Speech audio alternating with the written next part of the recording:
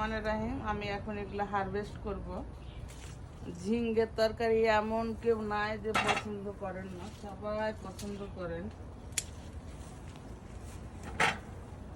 বিসমিল্লাহির রহমানির রহিম। কি যে সুন্দর লাগতেছে, গাছ নিজের গাছ থেকে উঠানো একটা হারভেস্ট করা, মানে অন্যান্য রকম।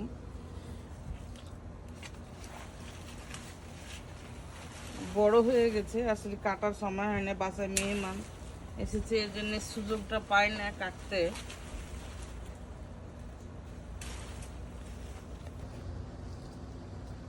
তো মাশাল্লাহ অনেকগুলো ঝিঙ্গে আমি হারভেস্টিং করলাম।